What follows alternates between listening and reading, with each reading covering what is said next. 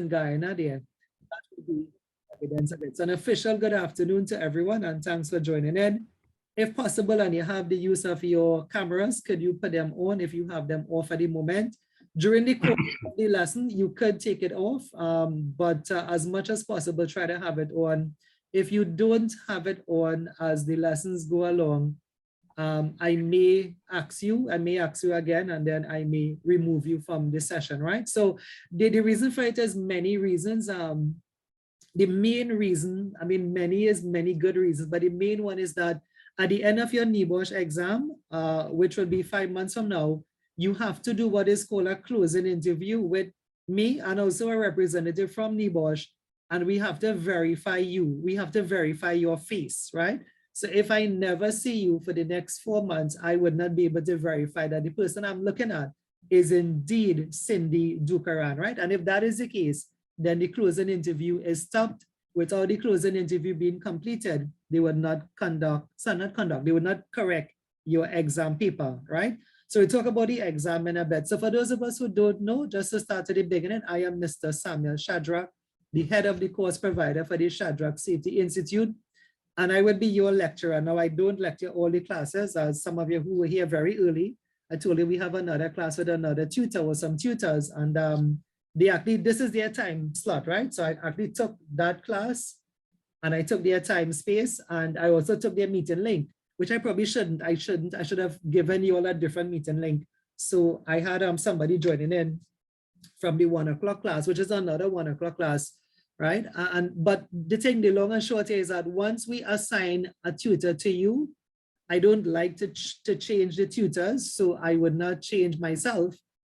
We also have, like I said, you'll see them on the presentation, right? You'll see some person's name there. We have Mr. Ticker, right? We have Miss Kuleb, right? Miss Mohammed. But once I take a class, I don't really like to mix it too much, unless if I am out of the country. And to be honest, if I'm out of the country, I prefer cancel the class, right? The reason is that sometimes you get acquainted to a teacher. So I think that's the idea there. I may be out of the country, I guess like you all too, during the summer. That may just be for one, well, so-called summer, right? July, August. That may just be for one weekend, right?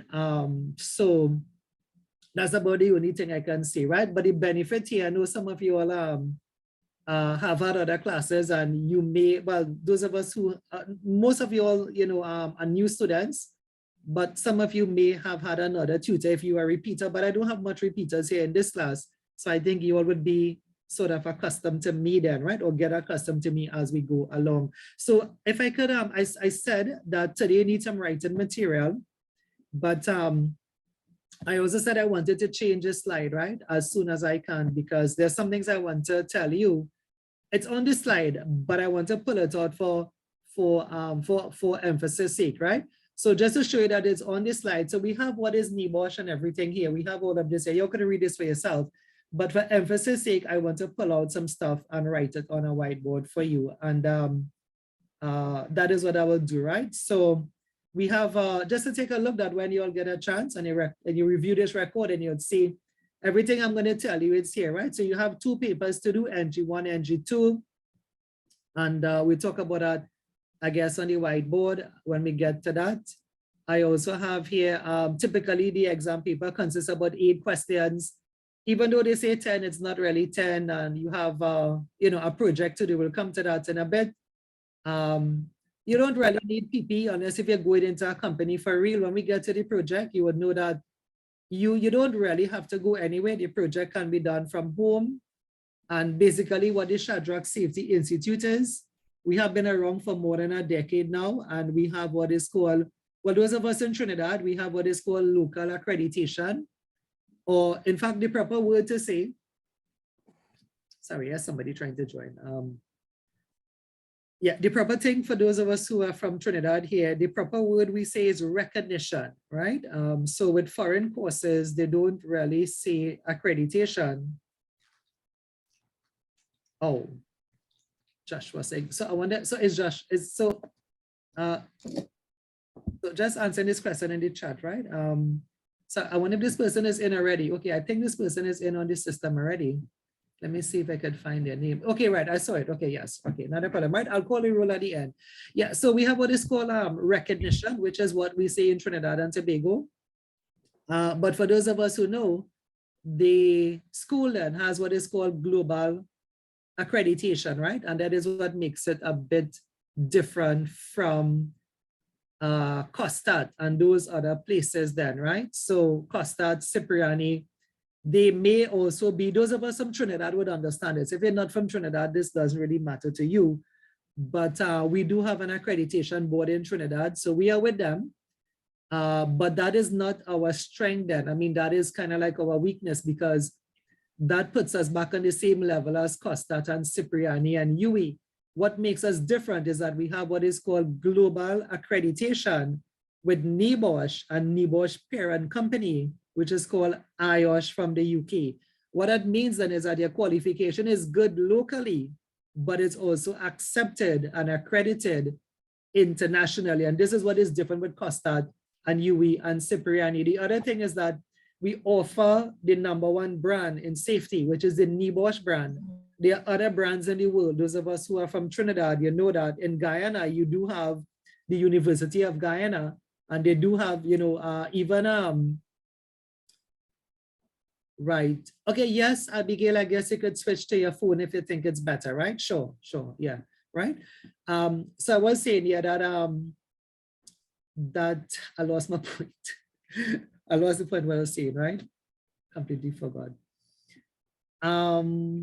Anybody remember which part I was talking about? I completely forgot. University of Guyana. Right, okay, so I was saying, yeah, so they do have other universities out there, and including the university, sorry, there's there's one that we have a partnership with, which is the New Guyana School. And the New Guyana School, they have health and safety courses. They have something called NEBOSH, right? Folks, this is not COSTAT.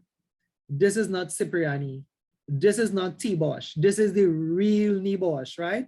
I normally tell my students the only thing separating you all today and somebody in the UK studying is the fact is it's cooler on the outside. That's the only thing. The syllabus is the same, the course is the same, and well, the work is the same, right? The only thing different is that in the UK it's cooler on the outside, right? So folks, if you are from Guyana here, I think you'll understand that thing about the NEBOSH, right? And those of us from Trinidad here, you probably will understand COSTAT, right? And Cipriani, but the jobs are not asking for that. The vacancies are not asking for that. And there's a reason. The reason is that it is not the #1 brand, right? Folks, I want to go to the whiteboard now. I just did that to show you that I have that there. But I want you all to do a little bit of writing today as it is your first day. So I think a good place to start is actually telling you who NEBOSH is, right? So a lot of people don't know that NEBOSH is not the name of a course. NEBOSH is actually the name of an entity, right? So if you want, you could write it down. I'll probably say it about 2 times. You could write it down, right? So it stands for the National, you can write it down, folks, Examination Board in Occupational Safety and Health. So it's not the name of a course, and I'll show you this in a bit. The National Examination Board in Occupational Safety and Health. They are located in Leicestershire. It's spelled L-E-I-C-E-S, right? That's a C. C-E-S-T-E-R. Well, Leicester, people who, if you follow football and stuff, Manchester, Leicester. But in the UK, everything sort of carries shire behind it. So I don't know if you know that too, like even Manchester is actually Manchestershire. S-H-I-R-E, right? So Leicestershire in the UK, and the reason for putting this here, I told you, what I'm putting here is only the important thing. So how could this be important? Well, I think you must know the name of the entity, right? So it's the National Examination Board in Occupational Safety and Health. They're located in Leicestershire. And one of the reasons for putting this here is that is where your paper is going. Your exam is coming from there, and your exam is going back to there. Your certificate is also coming from there, right? And that is what makes it worthwhile there. We are not printing it here in Trinidad and Tobago. We're not printing it in the New Guyana School, right? Your certificate is coming from the UK directly, and quite a lot of people have it, right? We'll talk about pass rate something in a bit too. You all know us, those of us who know us anyway, right? Some sit-ins, this is CER. I know it doesn't look like that, right? CERTIFICATE, right? That's a Zoom market for you. So NEBOSH, Leicestershire, UK exam, the certificate is coming from the UK. Your exam is going there. The exam is called an open book exam. I'll share a little bit about this in a couple of minutes again, right? So when you pass then, you pass independently of Mr. Shadrack. You pass independently, and no one favored you, right? No one, and this is why, this is one, now it's not the only reason, right? I mean, the reason why NEBOSH is number one, I'll talk about that just now too, right? We'll just finish off this one. But one of the reasons why the certificate is so accredited and is because it's not with any subjectivity, then it's not like, you know, like your UE lecturer or your University of Guyana lecturer or your School of Nations lecturer, those of us across here in Guyana, printed a cert and give you. It's not like that, right? This is, the only thing probably that could be comparative to this is like CXC.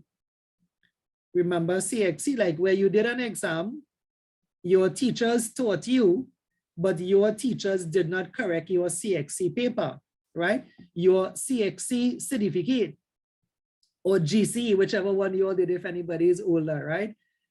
Did not come then from your secondary school. It was sent from the Caribbean Examination Council then, CXC itself. It's not printed in your secondary school, right? So those things kind of add to the credentials of it. We'll come back to why NEBOSH is number one in a bit, right? So let's see here, if we said NEBOSH is a National Examination Board in Occupational Safety and Health, therefore what I was saying is that they have many courses, and today the courses run from, let's put in this here, right? So this is who we are, SSI, Shadrack Safety Institute. The courses run from really not just a certificate course, because we have shorter courses and certificate courses, right? The fleet of NEBOSH programs then actually doesn't start at the certificate level.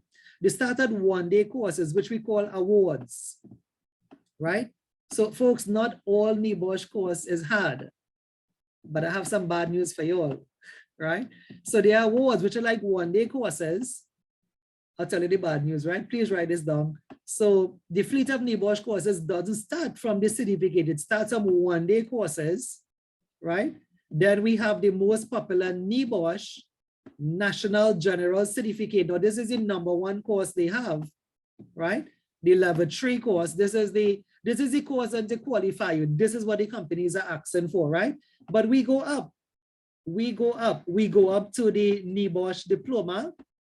Those of us who, I know some of you all have told me that you know about this already. If you don't know about it, the NEBOSH diploma is a level 6 program and is in number one in the field for health and safety. It is a BSc with honors, a bachelor's degree with honors. The class I just had, I told you we have 2 classes, but I have one after you today, right? So if you are finished with your certificate, you can be employed. You will have seen the vacancies. I have sent it to you. You could check back your WhatsApp messages. Some companies will ask for a safety officer. If you want to, I'll put your SO, but I'll take it off just now because of something else right there. So safety officer, if you want to become a safety manager, if you look at any manager position, they will ask for the NEBOSH level 6 or equivalent. That's what you see. You see NEBOSH level 6 first or equivalent. The O equivalent is a BSc, maybe from another place anyway, but the preference is for NEBOSH, and then it goes up to a master's degree. So who we are and who the NEBOSH programs are. Now this is actually not all. I put a vertical, sorry, a horizontal line. But there are other like there's more than one cert, there's more than one diploma, there's 6 available masters. But I don't want to complicate the thing as yet. Bashara, don't believe in the WhatsApp group, please add me. I can do that afterwards, right? I wouldn't do that during the live here anyway, right? So I'll take a note of it to put you in the WhatsApp group.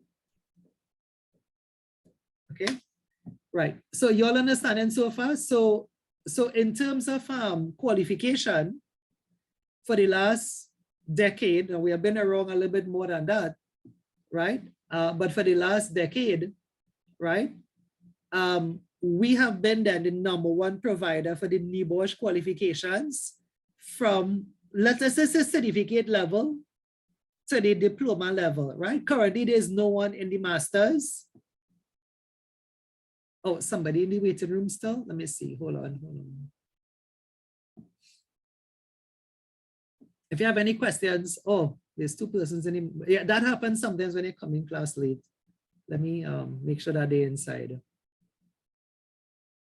Yeah, right. And so, yeah, so if those of us in Trinidad and Tobago, you would probably be familiar with this as well, but you'll be familiar with it with another entity called SBCS. If you're in Guyana, you wouldn't know what this is, right? So SBCS also offers health and safety courses from like 1-day courses to master's degree. However, the brand is not NEBOSH, right? So the brand is a brand called Greenwich, and Greenwich is not #1. In fact, Greenwich is ranked about 137, right? So we are not the only one, right? There are about 2 entities in Trinidad and Tobago, not in Guyana, right? Offering health and safety courses from the beginner's level. You can call this whatever you want to call it: first aid, fire watch, 1-day courses, risk assessment, right? Going up to the SBCS also have a certificate program. They have a BSc, they have a master's, but it's not NEBOSH. And you will never see a vacancy asking for the brand that is called Greenwich. The reason is brand recognition, right? That NEBOSH is #1. Greenwich, the last time I checked, is about 137 in the world ranking, right? No one is asking. You check for yourself. If you see a vacancy with Greenwich, send it for me, because that would be like an odd one out anyway, right? We do something called a market survey at the school here for ACTT. For more than a decade now, the NEBOSH qualification has been the #1 qualification. Now, we didn't make it that, so I told you all I was going to share about brand recognition, right? So if you all are not familiar with what brand recognition is, I will tell you that everything has a brand, right? Just think about whatever you use at home. Think about the clothes you wear. Think about the shoes on your feet. Think about the brands you use home, the trusted brands then that you use in your kitchen. If it's Golden Ray butter, right? If it's a particular brand of washing detergent, you know, we say Breeze. Those of us in Trinidad here, we say Breeze, right? If you're going to buy stuff for baby, we say Pampers. But do you know those are not the real names? Do you know that Pampers is a brand? Everybody says Pampers. But do you know that Pampers is a brand of what? Anyone? Yeah, Pampers is a brand of diapers, right? Why do you go to the grocery and say that you're going to buy Breeze? Breeze is a brand, right? Breeze, those of us from Trinidad, you'll understand this. I suppose those in Guyana might have your own brand, right? Guyana has a lot of Canadian brands. I have some stuff in my pantry, but I can't remember the name because it is not a familiar brand to me then, right? But Breeze is laundry detergent, but we say Breeze, right? You know, and so the list goes on in terms of what we are accustomed to. Now, what I'm trying to say, again, in terms of clothes, shoes, you know, like someone wearing, you know, like if you're going to buy a good brand, you want to buy a brand that is recognizable then, right? So in terms of your shoes, you have, you know, you have your Michael Jordans, you have your Adidas, you have your Nike. So what I'm trying to tell is that these entities, a student from the first class calling, right? The entities then, you know, the Nike, the Nestles, the Massey, right? The Exxon, the BP, they would have worked on their brand, right? So what I'm trying to tell you is that NEBOSH have been at it since, to be honest with you, since 1945. I don't know if you want to write that down. Since 1945, that's actually World War II, right? And those of us who know even the simple food we buy, you know, like KFC is a brand, Pizza Hut, these are brands. So these have been around a long time, right? However, though in 1945, it was not actually called NEBOSH, it was actually called IOSH. And IOSH is still an existing brand, right? So if you notice one of my slides, we have IOSH on it. So NEBOSH is actually the parent company of NEBOSH. If you're writing anything down, you should know these things. NEBOSH is still around and they are still the main body for health and safety. What does that mean? It means that NEBOSH belongs to them. Notice the meaning of NEBOSH. I'll say it again for about the third or fourth time today, right? If you wrote it down the first time, you'll see it.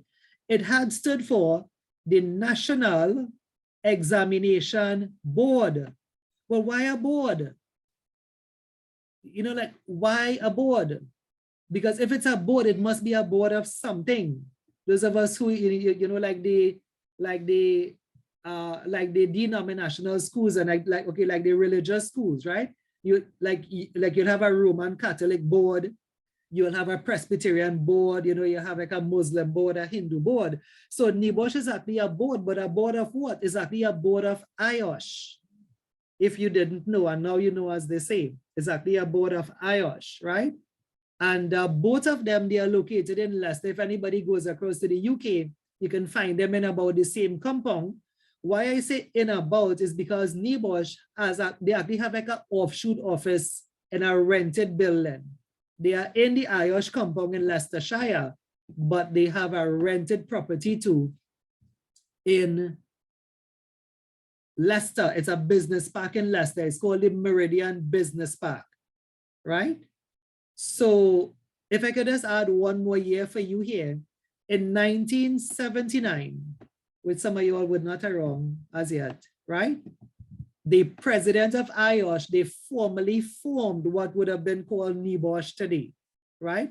And the power of NEBOSH is that they have the power to issue certificates. That's where your certificate is coming from them. So just like a Nike, or just like Massey, or just like any food product that you are familiar with, like KFC, they have worked on this brand, right? They have worked on their brands, right?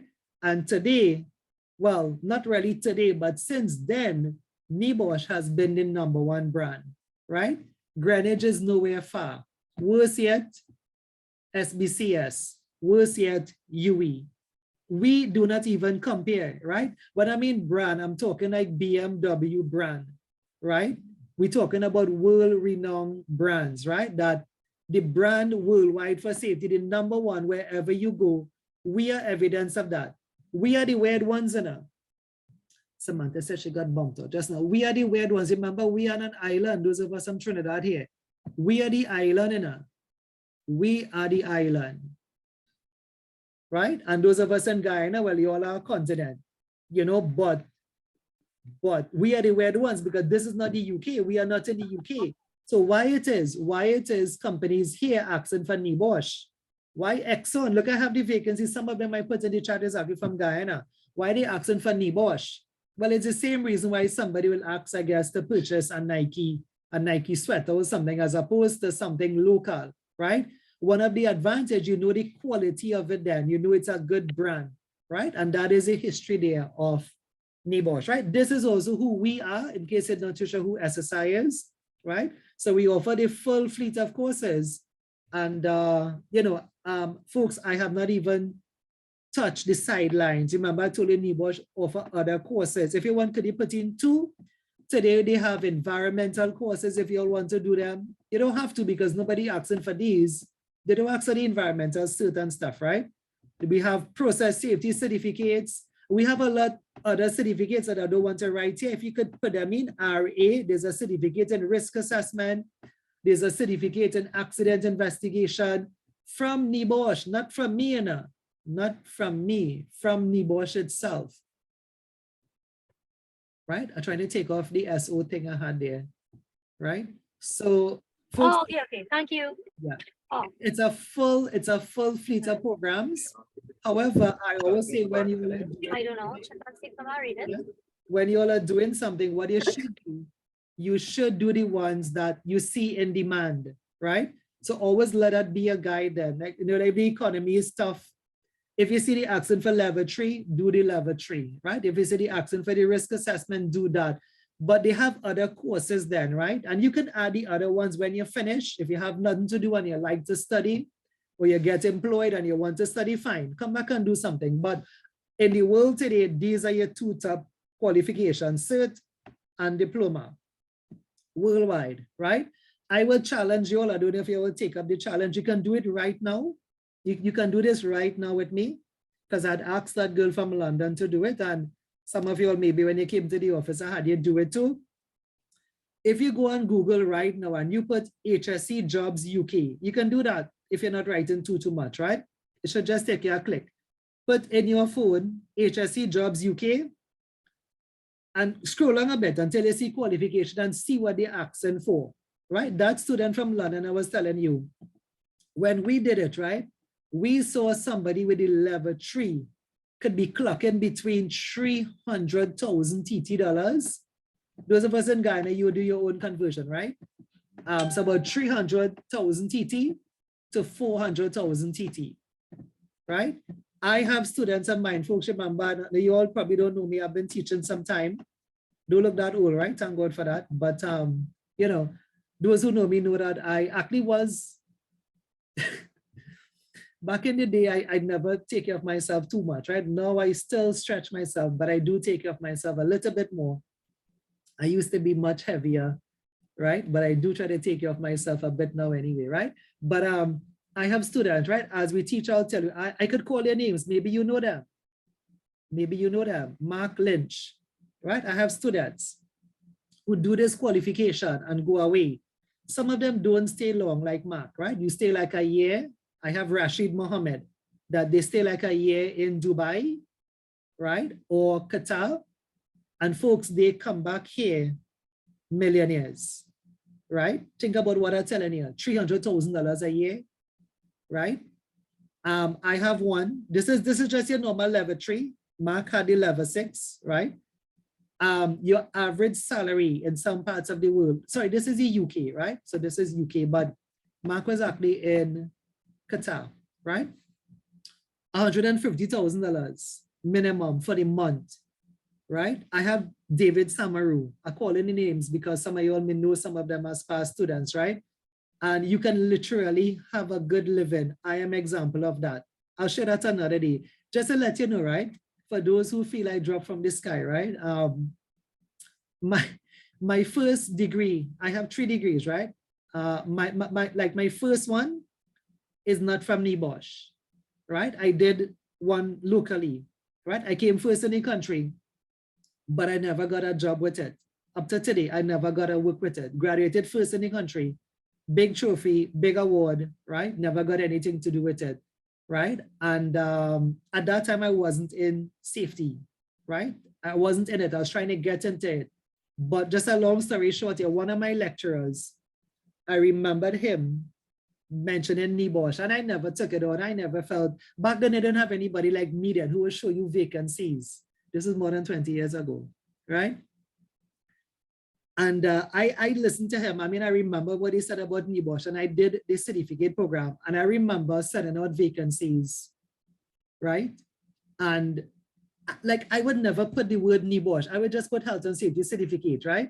And I remember one of those resumes, this is in San Fernando. I was in, it used to have a Royal Castle there. Opposite there had a pharmacy. They had a post box there.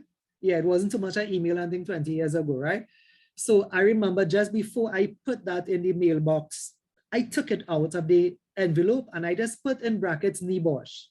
Basically, I had it after I wasted 3 years on a degree programmer, right? And that was the first call I ever got.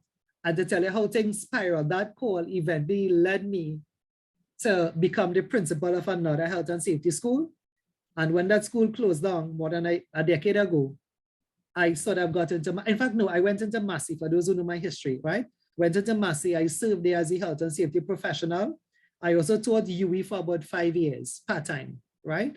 Part-time programs, part-time being the evenings and Saturdays, right? And then eventually I realized that I could have gone to the UK and got some of these rights for myself.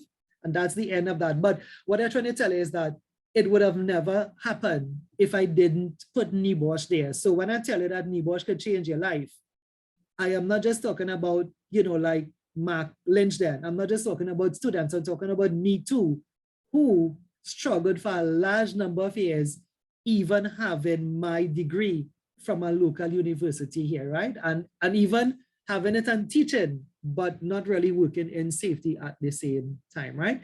Does anybody have any questions here? I want to go into the structure of the exam a bit. This is the end of what NEBOSH is and who we are. See if you have any questions. I'm gonna clear it. Hopefully you all wrote this on your own way. The only thing I didn't get to do is to tell you it have more diplomas, right? But the main one is the occupational health and safety, and it have more masters. There are 6 available masters, but no one is on these programs now due to the lack of GATE funding. As you all know, masters are not GATE funded anymore. So I have no one on it. I may have 5 next year because I have about 5 students in my current diploma class who have expressed an interest to get into it, but they're going to have to fund themselves, right? So those of us in Trinidad and Tobago, if you don't understand what I meant there, the government used to pay for, you know, tertiary expenses, that sort of stopped. And we had a lot of persons in all these programs, but oh, by the way, these classes are always filler. I mean, the diploma currently right now is 35 students, right? I have about 4 or 5 cert classes, each with about 20 to 30 students in them. But the master's is the killer, right? So there's no one today speaking to you, the 29th of April, 2023, I have no enrolled students on our master's program, right? Folks, any questions? I'm about to take it off. Ask away. Any thoughts, any comments? You all understand the part about where your paper is going, right? That I am not your marker. There's some people on the outside. Let me see what's going on. Right, what I would say, those of us who are being, I guess the internet is bumping you off the system, right? There'll be a full recording by, well, today, but the only thing I don't know, I would have to check with the coordinators as to see who is on the Google Classroom, because some of you came in late, you would not be on it. So I would say by Monday evening, you would have the full recording available here, right? So normally we post the recordings by Monday anyway, right? The first working day of the week. No questions, everybody understand? Anybody have ever been to the UK? The next time you're going, all you need is your passport and the money, of course, right? The next time you're going. Oh, by the way, graduation is in the UK. If anyone completes the diploma, grads is in the UK. I have one of my students is featured in the NEBOSH graduation booklet. Notice what I said, and not my graduation booklet, the worldwide graduation booklet. The next time you come to the office, ask me to see it. I have about 3 copies in the office. I could show you over screen here, but I don't have any at home. As you all know, I'm actually home today. Next week, Saturday though, I would be at the office. I'm actually teaching from the office. So if I remember, I can show you the booklet, right? The grad booklet, and our school was featured. For many reasons, I mean, not to say anything, but as I mentioned to you all, we are ranked by NEBOSH, not myself. Remember, ranking means you have to be audited. We are audited by NEBOSH and we came out on top. We have been on top for the last 10 years, right? I actually, you know, it's not something that I want to lose, but it's something that to me just happened, right? Like when we were audited, like we didn't even know the ranking system when they told us, right? It was only afterwards we realized, okay, well, that means, okay, then that means you're on top, right? There's no other school in Trinidad, there's none in Guyana, there's none in Barbados, there's none in Grenada, right? That came out on top in the region here. We came out on top and we have been on top there. We were audited up till last year. So it's another 10 years again of being the top provider in the region, right? No questions, folks. I'm waiting to hear something from you all. I normally could tell an active class by, I guess I was pretty much clear then, right? So let me move on because I want to do some teaching today, right? So the next thing I want to just break down for you all is the structure of the exam. So very quickly here, this shouldn't take us too long. And then I'll probably start teaching in the next 10 minutes, right? So you have 2 papers to do. You have what is called NG1. This is a written paper, right? And this will comprise your first textbook. So you would have been given 2 textbooks, right? For Brian, I sent you all with, well, Torres is still in Trinidad, right? I sent yours with Torres yesterday. I think he was at the office yesterday, right? But for those of us who have the book, so the first book covers the first paper called NG1. It's known as the Management of Health and Safety. And watch me carefully here, the open book exam is only based on that one textbook. Or should I say just the teaching then? right?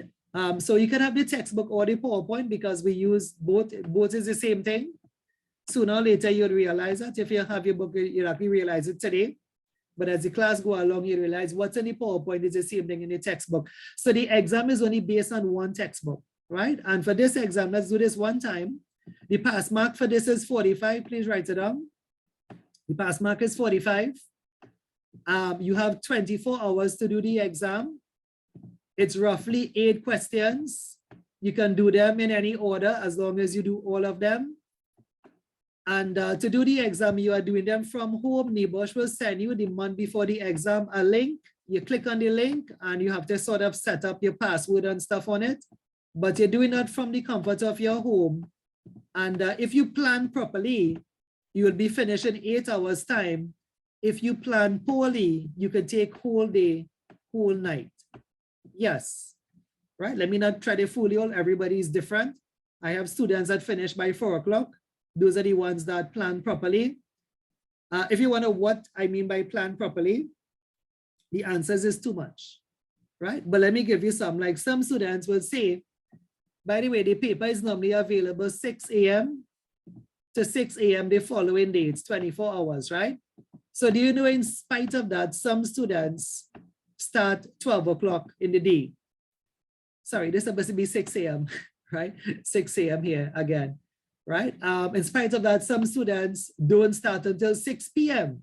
So if you start late, then you have to wait whole night, right? That's how it goes. But once you understand, look, I have students that I teach here, and I'm going to do the same with you, but everybody is different. We would see what sort of material you all are made out of when we start teaching. I have students that finish this thing in 3 hours time.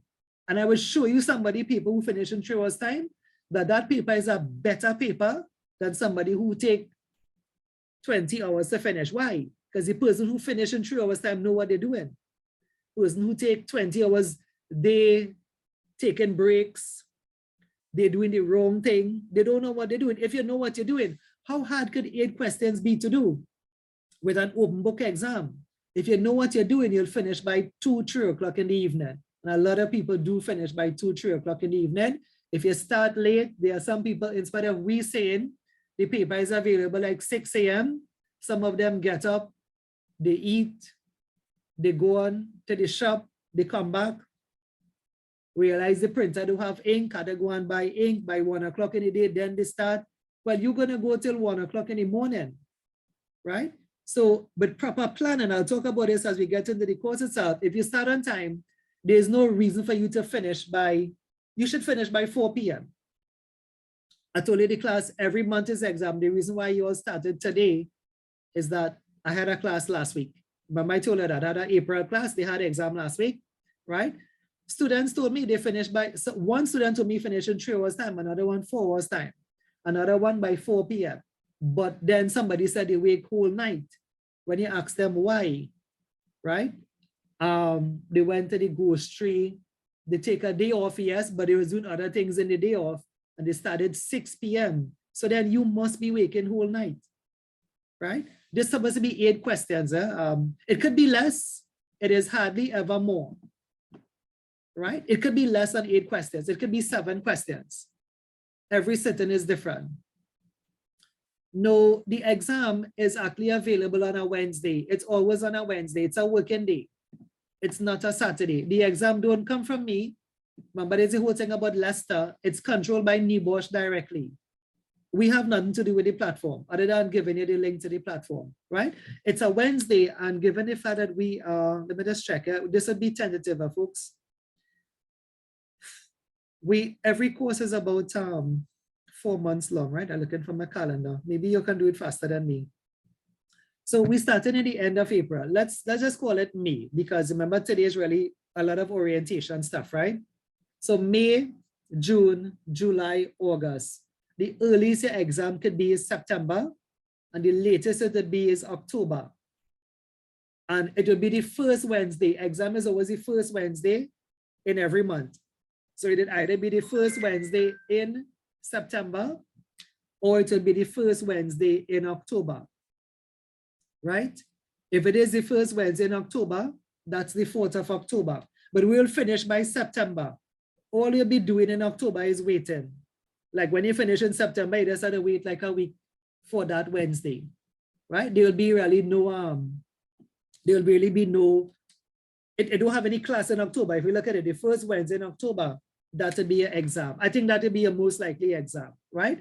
If we do go faster, the other tentative date is the first Wednesday in September, right?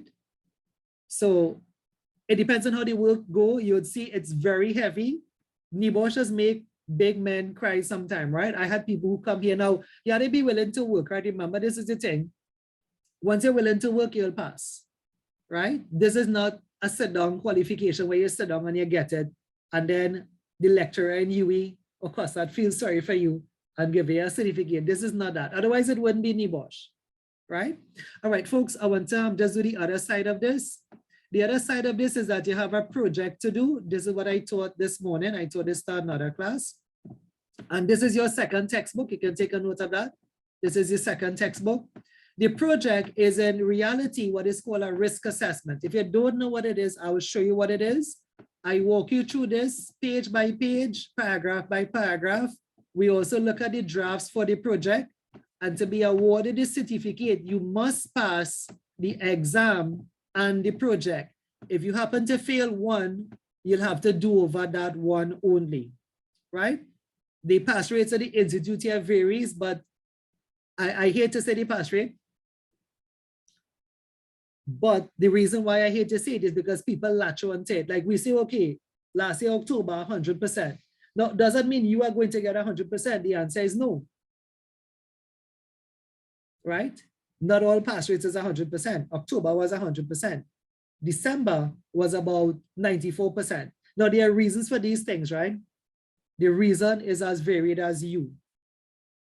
I am the same. I'm the one constant in all the classes. Well, not all, but even if, you know, the other teachers are the constant too, right?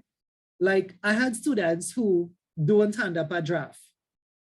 We have students who copy. Yes, plagiarizing. So I had two of them in my December class. Husband and wife. No offense if we have any husband and wife. That doesn't mean you have to do that, right? I just said, NEBOSH catch them, right? So how could I get 100%, right? But last year, February, 100%. But you don't latch on to my 100% because your pass rate is dependent on you, right? It's not dependent on me. If you work, you will pass, right? We'll talk about plagiarism and stuff as the classes go along, right? What I could tell you for now is that, you know, we all like that thing about NEBOSH being #1, right? We all like the thing about global recognition and yeah, we want to do NEBOSH and we could get, you know, a good job and fine, right? But you have to come up to the standard then, right? And so like, things like copying is not allowed. I mean, I think that's obvious, right? Even if it's somebody that you know, right? So what I want to share a bit, I'm not going to share too much. I'm just going to tell you like things like plagiarism. They have an active committee with that. You know, some places say they're going to check plagiarism and they don't check it. Not NEBOSH, it does check it. They actually have a doctor that sees about that. His name is Dr. Tosney in the UK, right? So the papers are fed through a plagiarism software, but then he picks it up as well. And that's his job, should I say, for the 8 hours of the day, Dr. Tosney. If you ever get a letter from him, it means they catch you, right? So, you know, now there's some other ways like to plagiarize, like people plagiarize my notes sometimes. You could take my notes, but you have to turn it back into your own words, right? So the consequences of plagiarism, right? I'm just going to share two now. I wasn't really going on this way, but I'm just trying to tell you all, sometimes in the heat of the moment then when things are due, people hand up or people share information now because it's a class. You have to be careful with this. I had students that cry and a big women that cry, big men. Well, the men didn't cry, but I had big women that cry. Now today, they finish and there are people who are telling you crying. They finish and they went back and they do it over. They fail and they do it over. I wouldn't call their names, right? But, you know, and NEBOSH caught them in plagiarism. So they run your stuff through a plagiarism software. anytime that you kind of quoted my notes or the textbook, make sure and kind of turn it back into your own words or say where you're getting it from. I will show you how to do this eventually, right? But the consequences of being caught in plagiarism is that you would, of course, fail. And what happened to 2 of those students last December was that they got a ban from NEBOSH. NEBOSH banned them, right? So imagine you working for Exxon and Exxon tell you go and do NEBOSH, and you actually get banned from doing NEBOSH now, right? So the ban could be varied. It could be like a 6 months ban, a 2 years ban, or a lifelong ban. Now they got, thank God, right? They got a 2 years ban, which is still harsh, right? It's not a lifelong ban. They got today, one of them messaged me today. That's why I'm talking about it, because the message came into the phone just before I had you all, right? Okay, could I leave this here and we can start some teaching today? I think you have a basic idea of these 2 here, and we can start some teaching today. I want to show you one little thing before we start again though. I had sent a past paper to you all in the week, right? So next week we'll talk about some of this too, but I really want to start a little bit of teaching today. So a typical past paper looks like this. I'm trying to bring up one. This may not be the same one I shared with you all, but the thing is, it's not really about sharing the same one, right? We're just looking at structure anyway. Right? Can you all see it? I have so can you all see this one and screen? Okay, right. So a typical paper. I had put one in the classroom, right? This is actually April paper. Folks will get to do them in time, right? We'll do them in time. Today is just our first day, right? And after I show you this, I have one thing to tell you again. And then I would sort of start some teaching today, right? So a typical past paper consists of a case study. Watch me a bit here, right? Just I'm checking out something on the chat. Yeah, if you're not in the group, Abigail, no, but the group as what? The group as in the WhatsApp group or the Google Classroom? For Abigail, you message me afterwards. You see, the reason for this is that remember, some of you all have not done the registration bit as yet, with of course with my permission, because you all explained to me what was happening. But at the time, the coordinators, when the coordinators make those registers and the classroom, they use like the paid thing then, the persons with the registration form, right? So that is how you find some of you all, if some part of your registration is not completed, you'll be kind of off the classroom for now, right? I think we'll sort all of that out hopefully by Monday of this week here, right? So that is the explanation. The only thing is when some of you all came in a bit late, some of you all called this week, right? As I mentioned, the coordinators didn't work on Friday. So, that would have been, something still to sort out anyway, right? So anyway, folks, the question paper typically consists of a scenario. It's not very long. It's about 2 pages long, if you can look at this one as an example. And then you have about 7 or 8 questions on it, right? From next week, I will start explaining to you all how to go about doing a question. Yes, there is a technique. You have to know the technique, right? If you don't know the technique, you would not pass. I'll say that again. You can write this down. Passing an open book exam is not about memory. It could never be about memory. It's about a technique. So there's a technique to answer the question. However, you all know no content. So I want to try to teach some content now, so at least we can have something to relate to, right? But passing an exam, an open book exam, you should write this down. It's not about studying then. It's about a technique, right? Once you catch the technique, you will pass, and you will catch the technique because of something I'm going to tell you just now, right? I'm going to try to show you the end of the paper. So the end of the paper, you could check through how much questions in the 24 hours. It's not 20 questions, it's not so much, right? They had 7 questions here. And you do have a template to type on as well. Could I share that with you all as well too? I want to show you somebody's template. I actually loaded it up here, so I don't want not to share it with you, right? This is a student who did the exam. Just give me 1 minute. Well, less than a minute. As soon as I get it, I'll see where I put it, right? So this is a student's paper who did this current exam. It'll come up in a bit. If you all know him, please ignore his name, if anybody knows him. It's coming up in a bit, right? In the meantime, if you have any questions, ask. And in the meantime, if you have no questions, you can open your book to the first couple of pages, page 3. We're gonna start there in the next 2 minutes or so, right? So this is a student's paper. So this is a template they will give you to type on the day of the exam. You put your name, you put your student number, the name of your learning partner, right? And this is an average look at a question, right? We'll be coming back to this from next week once we know some content. One of the key things though, what I want to share with you now, right, is that you must give them how much they ask you for, right? So like if a question is worth 10 marks, you have to give them 10 answers. We refer to this as a Subway example. Those of us in Trinidad will probably understand. Subway had a deal, 20 for 20, if you all remember that, the 20 for 20 deal. So the idea here is that how much they ask you for, like if this question is worth 10 marks, you have to give 10 answers. The answers are not very long. They must be numbered, just like what you're seeing here. It must be 10. My cursor is disappearing, right? That's why I'm not doing this as fast as I should. If they ask you for 5 answers, it's 5. So this was 7. This meant that had to be a 7-mark question, right? That was 7. That means that's a 7-mark question. Like if you doubt it, let's go back and look. That's the paper I opened before, right? The paper I opened before. Going back and showing you, it would be 7. So this is a student that actually listened to what we said. So that's the deal. 10 for 10, 20 for 20, 15 for 15. How much it asks you for is how much you have to get.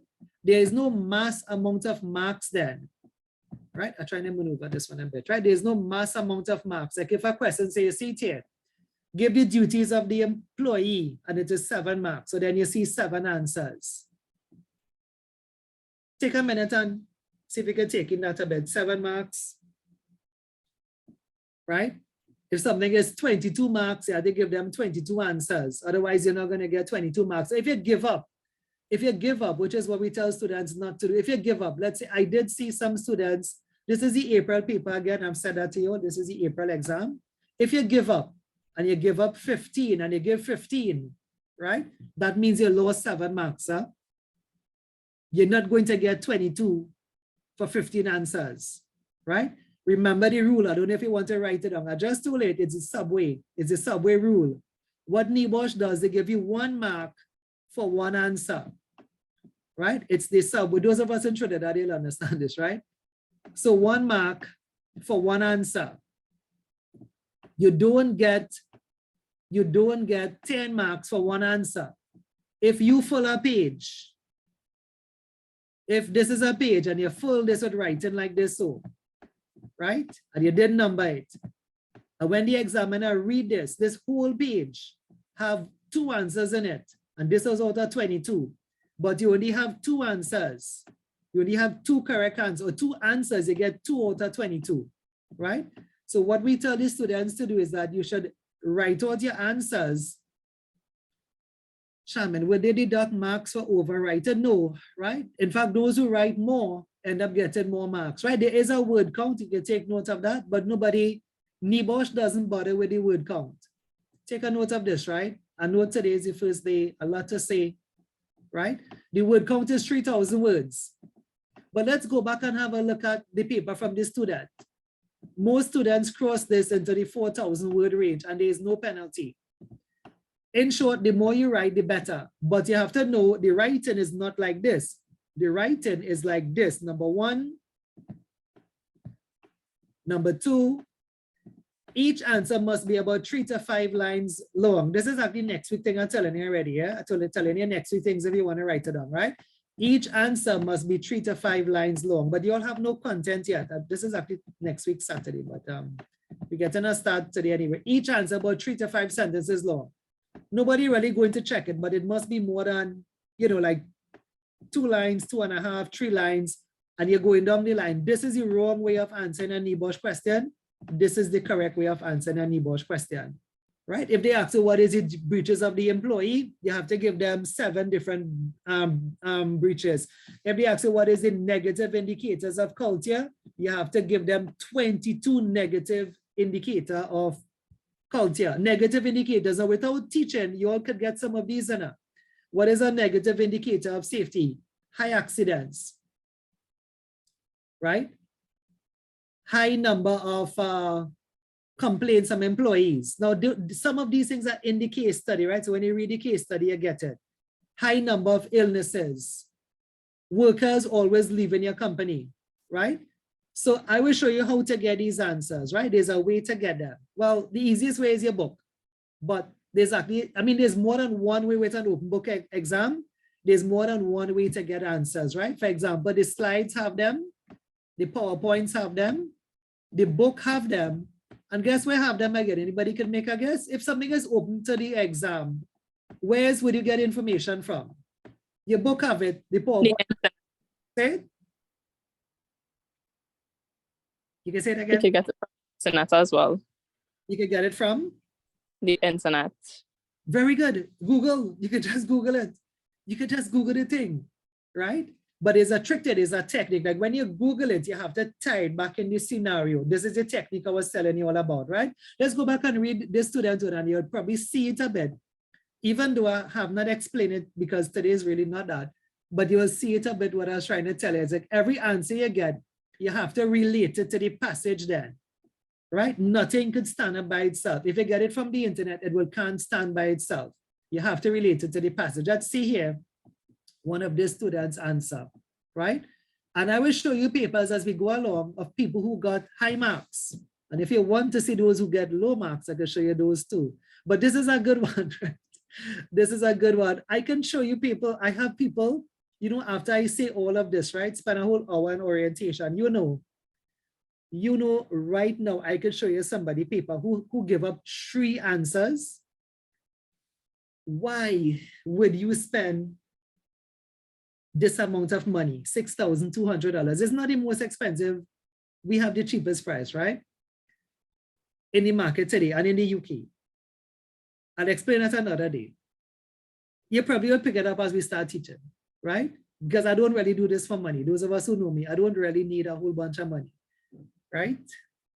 Pretty well okay for now, right? And there are some people that do this for money. Those who know me, if you know me well enough, I didn't start off in business. I started off teaching.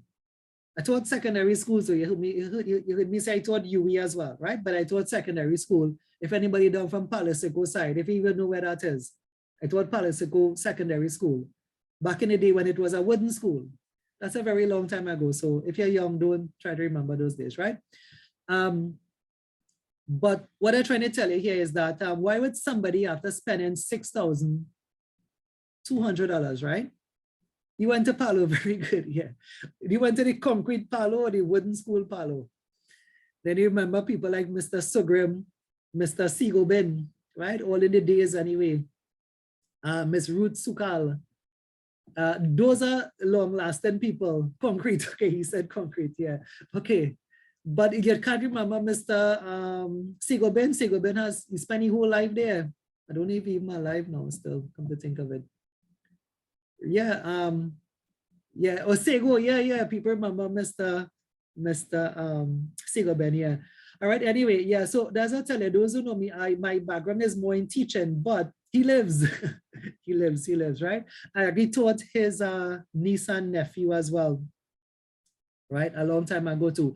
Anyway, I was trying to say, why would anybody, after spending $6,200 and 4 months in class, why would you, but I could show you that paper now. I just opened that one. Why would somebody hand up 3 answers and then say they can't understand why they fail when the rule of the thing is 1 mark, 1 answer? You must fail. And when you give up, I'll show you people papers as we go, people who give up too. Something is worth 20 marks, they put 11. Why? Because you can just Google it. Do you know if you just put that question in Google, you'll get the correct answer? Do you know if you just Google it, when we were seeing like what are negative safety indicators? Do you know you get all the answers? And this is even without me telling you where it is in the book. But Phallus, if you sit down in class, right, that's in chapter 3 in your textbook, right? And it's in your book. Why would you now put 3 for the final answer, for the final thing then, right? Anyway, folks, we will see what, like I said, what type of material you all are made out of as we go along. Please remember, I'm here to help you though, but help you mean I can't do the exam for you. I could tell you what you want and I could tell you how to do it, but it's up to you, right? Let's see, the evening shift supervisor opted to use the hydraulic monster. This was actually an amusement park. Despite being told in his handover, that the equipment was not working properly, operating a faulty equipment does not demonstrate reasonable care for the health and safety of oneself or anyone that may be affected by this equipment. Now, what you didn't realize there, I'll share on this now. What you didn't realize, this piece here is where he's quoting the law, right? This is a quote from the law. The law is in your textbook, page 24 of chapter 1. You could write it down now. Well, we are reaching there today, you know that, right? Chapter 1. But this is your first month of class, page 24 to 26. If you want to turn to it now, you'll see it. You'll see the law there, 24 to 26, right? So after we teach this, look, today we're not even teaching it, right? And I tell you where to find it, right? So this is where you cite the law. And this here is when he's talking about the paragraph. What is happening here is that the evening shift supervisor didn't follow, I guess, the handover, right? So a typical answer, if you want to write this down, this is my last thing, a typical answer must be consistent of your answer and it must have a link to the case study. Only then would you get the 1 mark that is available to that question, right? So this is the technique. An answer, if you want to know what is making up 3 lines, where am I going to get 3 lines from? Where am I going to get 3 lines from? The answer will be like what the employer breached. Anybody found it in your book? Page 24, 25, you'll see section 7 is the duty of employees, right? The employee did not work safe or did not take care of themselves, reasonable care of themselves. So that's the answer. And then you just have to quote it from the case study. You say, in the case study, this person didn't do that, right? He just said the evening shift supervisor, but whatever is your technique, but your answer must have the answer and it must have a reference to the case study. Once you have that, it is actually correct. Anybody found it in your book? Let us know. You all have your books. Check page 26. Okay. No, 24, but on the right-hand side, or 25. It's on page 24, so it's up, section 7. Yes, okay, good. You see how I know my book? Now, do you know your book like that? Right? Now, here's the thing, right? Coming to exam, I just ask students that, and that does get me vexed a bit. Like when I ask students, it's an open book exam, right? So when I ask, like, where is the law in the book? And you cannot tell me chapter 1, that tells me that you have not been revising or you have not been studying, right? Yeah, no problem. Next week, Saturday, we are open. By the way, if you don't have your book and you have the PowerPoint, exactly what I told you here is in the PowerPoint, so no one should feel disadvantaged. I'm going to the PowerPoint now, right? All right, folks. We'll talk about the exam. I kind of did, this is actually next week thing for me to talk about. Today was a touch on content. I kind of did it back to front though. I showed you a passive, but without showing you content. But I guess that is how the discussion went, right? I have one more thing to tell you and I wanted to take note of it before we go back to the PowerPoint, right? The thing is this, right? Every week I give you all class assignments, except in this week, because this week is orientation, right? Every week, I'll be giving you a past paper, but you're just going to get 1 question. Please take a note of this down. I'm not giving you the whole paper to do. You can't do all. Remember, we now start, right? So I'll find a question based on what we do. Today, we barely touching anything at all, right? So you're going to get 1 question every week, and that question is due by the Thursday of the following week. But should I rephrase that? I mean, it's the Thursday of that week. So if I issue it on Monday, it's due on Thursday, right? Can you hand up on Friday? The answer is yes. Can you hand up on Saturday? The answer is yes. But it's due on the Thursday. Remember, I'm here to help you. I'm not here to work against you. If by some chance you cannot do it by Thursday, do it by Friday, right? Now, we will start to follow it a bit when you don't do it at all, because The question is meant to help you, right? Don't you want to pass? If you don't want to pass, what you could do, right? When you come, if anybody coming by the office Saturday, just come and pay me the full money one time and just leave the course. If you don't want to pass, right? But if you want to pass, because I know I realize some people like me, I mean, for some strange reason, right? This is the only explanation that I could come up with. I don't know if you all have another explanation. I've asked all my classes that. Why would somebody, right? Maybe, I don't know, maybe, I try to figure out if I look like a charity case sometime, but I don't think I do, right? Especially if you know me, right? But why would somebody pay us money then and not do assignments? Because isn't this meant to help you, right? And what we do, we give you feedback. You know, some places you do homework and you don't get feedback. The reason for asking for it on Thursday is that I want to give you feedback by Friday.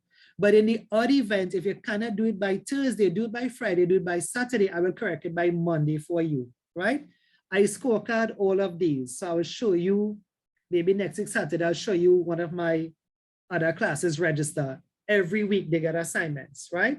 Now, if you do not perform in the assignments, according to the NEBOSH regulation, if you miss 80% of those assignments, you should not write the final exam, right? And I have enforced that before, right? With many students. So let's not go down that road, right? This is my school for those of us who know. So not just, so the advantage of having me is good, but it's not just a normal lecturer then, right? So the other lecturers, like if I see students not doing assignments, I get in contact with them. If you don't do the assignments, we don't allow you to write the final exam. Simple as that, right? Worse yet, when it's me, actually me teaching you, as opposed to me enforcing this with another lecturer, right? So this is really, this shouldn't come into our discussion. What should come into our discussion is that we are here to help you. And if you want a feedback by Friday, do the assignment by Thursday. In fact, I have another class going to start in a bit. There's a student in that class, if anybody know him, Jovan. Jovan does do his by Tuesday. I have Darian. I have a lot of Darian. I have 3 Darians in the class, but there's a Darian that he does his own by Tuesday as well, right? Remember what I said, it's just going to be one question. It's going to be a past paper, but it's going to be one question. So how hard could that be for you? It may be hard if you're working and you have kids, but you should be able to do it by the Tuesday anyway, right? So please take a note of this. This is like a scorecard. In addition to NEBOSH, the Accreditation Council also asks for it. So like they will ask for your registration. Those of us in Trinidad, you'll understand this one, right? So ACTT will ask, well, where's your register? Where's your list of homework? They want to see a list of homework that was corrected in every batch, right? So, you know, that is the thing there where assignments are concerned. Please take that down. Assignments, once issued, will be due on the Tuesday of every week, right?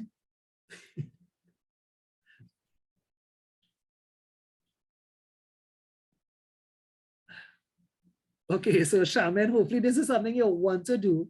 There are many reasons to do NEBOSH, right? And Shaman mentioned something that somebody made her do. I can't think of a better reason than, I mean, I could think of a better reason, right? But let me tell you 2 reasons for safety. I think in the end, you are making the world a safer place. I think we are helping. You know, it's not just about, you know, we are helping in the end. Those of us who heard about the Paria incident, I will tell you stories too as we go along. I have helped people. I have not helped people as well. I have done my best. I had persons that died with me already in our company. I did my best, but at least I could have done CPR. I did it to the end.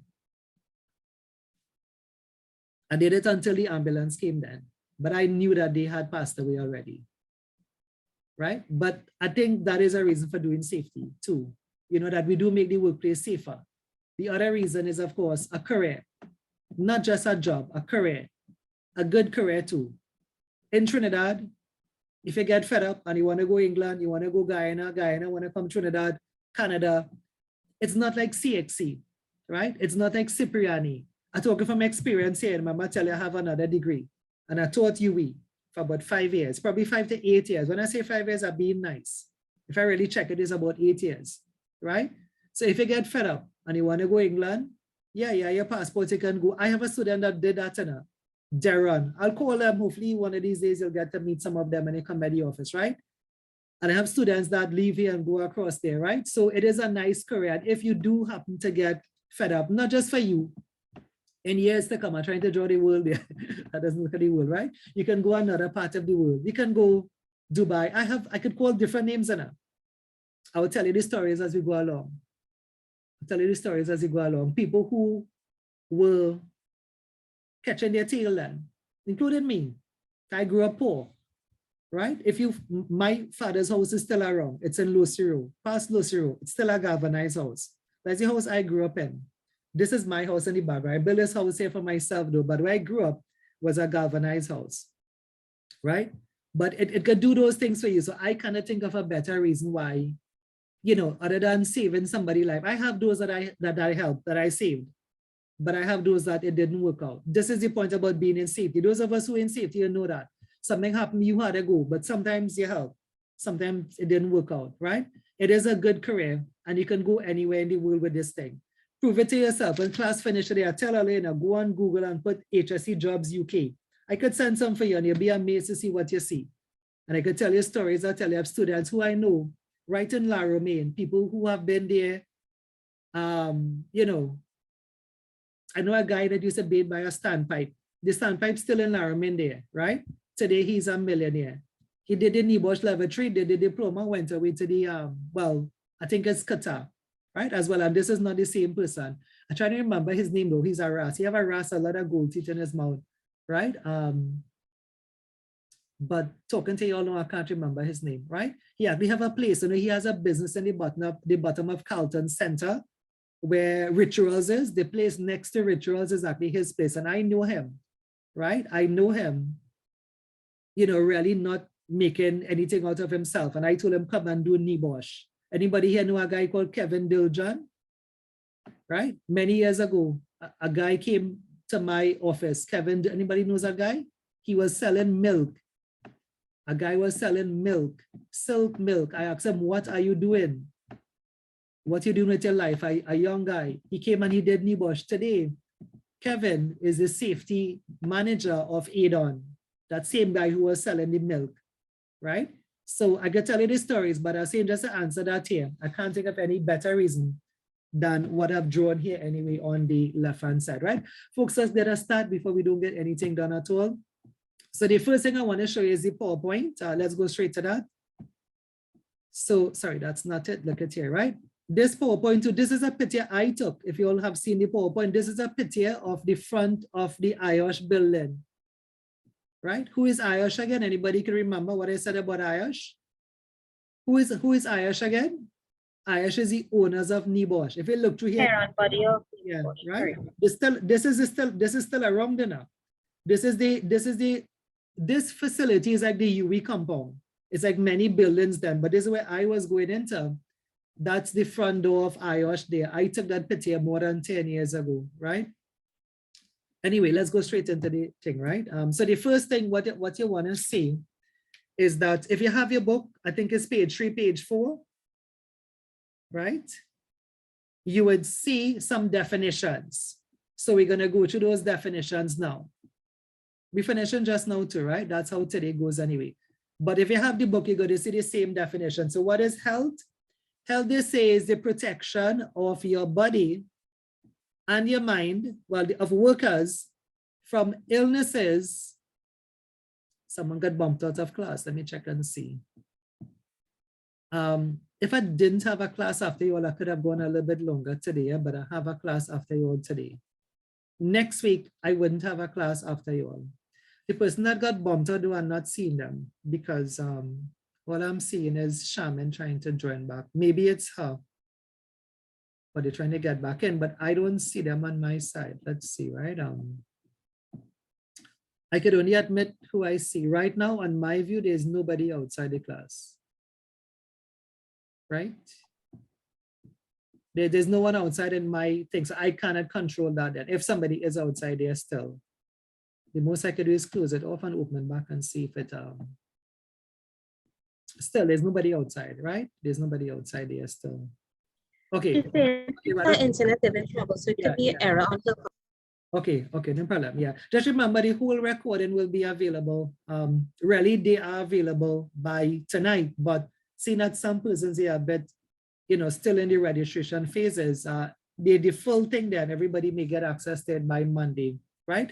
So what is health? The protection of your body and the mind of workers of illnesses resulting from materials, processes, or procedures used in the workplace, right? So when you think about health, occupational health then is concerned with protecting the physical worker. For example, a hard hat for your head, coverall for your body, earplug for your ears, but there's a part of safety that also takes care of your psychological needs then. Like if the work is too strenuous, if it's too much of stress, if the hours are too long. So this is what we work here with when we say the protection of the mind as well. The mind is like the psychological aspect of the person, right? So I'm not too sure if you all know, that's why most companies, they try not to give you long hours then, 12 hours rotation maximum. It's actually against the law in Trinidad and Tobago and in the UK and in Guyana to work more than 16 hours for the day. You must be given rest after 16 hours then, right? So we are not really, I'm not trying to say the 16 hours is normal or the 12 hours is normal. I think in the 8 hours, I think this is what they said, in the 8 hours, you should be doing various tasks then. Like you shouldn't be doing something too monotonous, right? You shouldn't be doing anything that is too boring at the same time, right? You also need to do things that you could, like you could rotate a worker then in that 8 hours, you must be given a break. You must be given a lunch time. And if it's heavy work you're doing, like manual handling, what they recommend is like for every 50 minutes of work, you could write that down, you get a 10 minutes rest. So in every 60 minutes, 50 minutes of work and 10 minutes rest. So that is not really meant for your, well, that could be meant for your body if you think about it, but it's also meant, like for your mental faculties then to kind of get a rest from that monotonous task at the same time, right? So the good news about an open book exam is that you don't have to memorize anything. What I will do, and if you all could write one thing down for me again, what I do is that if something is relevant to exam, I would let you know. As today is the first day, there is nothing relevant for exam here as yet. It's just a couple of definitions, right? So I guess you'll start seeing, I'll mention that next week again. One of my style then is that if something is exam, I would slow down and let you know, look, this is exam. Today, there's nothing here for exam today, right? So there's no need to slow down other than explaining what the definitions are saying, right? So what is safety? Safety is the same as health in some ways. So if you look at the two definitions, the protection of the body and the mind, safety is also the protection of people from physical injury. And it is concerned with both the physical person and the mental well-being of the individual at the place of work. Some people say safety is the absence of unacceptable risk, because once risk is unacceptable, it is seen to be unsafe. If you say something is not acceptable, right? You see, like, let's give an example, like someone is going to cross the road. You are not too good on your feet. Maybe let's say, you had a foot injury. You see a car coming about 100 meters. That's about 3 light poles away from you. And in your mind, you say, well, I can't make this. So the risk is so you didn't accept the risk. The risk is unacceptable to you. And if it's unacceptable to you, well, that you say it's unsafe, right? You didn't accept the risk. You say it's unsafe. Now, if somebody is, much younger and probably much faster in good health without any physical injuries, the car is still coming 100 meters away, 3 light pole, right? A younger person could probably make that. Once they accept the risk, they're like, to them then it is seen to be safe, right? So one of the things I wanted to understand here, which is not really for exam, is that safety could be a matter of perception. See if you understand that. Safety could be subjective then. Like to somebody, something could be safe. Like a worker on a scaffold who doesn't know about putting on a harness. He's accustomed to that. To him, that is safe. A safety person like you and I, well, but in you and I, will see that and say that's very unsafe, right? Because we don't accept that the person must be harnessed off, right? You think you're getting this a bit, somebody, you may give them a safety glasses, right? And they don't put it on, they have it on their forehead, right? You as a safety, well, to you, that's a big issue because we know that if something happens, the person's eyes could be permanently damaged then, right? So we say you must put on your safety glasses, but to the individual who may be a new employee, they may not fully well understand it. So in a way, safety is a bit subjective to whether or not you accept the risk. Think about those of us in Trinidad, I'm not too sure for Guyana, think about going out for what we call a lime then in Trinidad. And those of us in Guyana, that's like going out to a party, right? Some of us would not go out because we know it's unsafe. Some of us will go out. So in a way, there's an element of safety that have to do with your acceptance. Think you understand that? But the more you are educated, though, the more you begin to see, you know, like the hazards. So then you may say then, okay, the person should have on a harness. The worker should have on the safety glasses, right? But there's an element of safety that could be subjective. The day you accept the risk, to you it is seen to be safe. The day you don't accept the risk, it is seen to be unsafe, right? This, though, is not dealt with too much in this course, right? There is a psychology element of safety that's dealt with at a degree, right? They have a whole unit on this, the psychology of safety. But the point is here, safety is concerned with protecting your physical body and your mind as well. But in that sense, safety could be seen to be subjective, right? Some workers may be driving fast, right? And you are saying, why don't you all follow the speed limit? Because for the one that's driving fast, to them, they don't see the hazard, right? To you who understand the hazard is that in the event of someone crossing the parkway, it would probably take a couple of seconds for you to engage the brakes. The brakes mightn't hold in time. So it's all a bit of subjectivity, right? But if the risk is accepted, it is seen to be safe for that person. If the risk is not accepted, or you could see based on education, you see that this is unacceptable, well then you know it's unsafe. When you see something, you come to work then and you say, the workshop floor is a mess. There's trailing cable, KFC bottles, Coca-Cola cans. You say this is unacceptable, it's unsafe, right? Or there's water on the ground, there's an oil leak. You say this is unacceptable. When you say it's unacceptable, you are trying to say it is unsafe, right? As I said though, there's not too much of psychology here, but there is psychology here because psychology has to do with your acceptance, right? For the exam though, there are no questions here, right? Let's do the last one. So the last one that's in the book here is welfare. So what is welfare? Welfare is the provision of facilities to maintain the health and well-being of individuals at the workplace. It includes washing and sanitation arrangements, the provision of drinking water, heating, lighting. If you want, you could add some. Temperature is also in this. Humidity is also in this. All of the COVID-19 protocols fall under welfare now. Hand sanitizers, temperature checks. Yeah, I know some companies not doing it anymore. I'm just telling you, all of those things are part of welfare now. Temperature checks, hand sanitizers, washing facilities. Some companies still have a facility, drying facilities, napkins to dry your hand, right?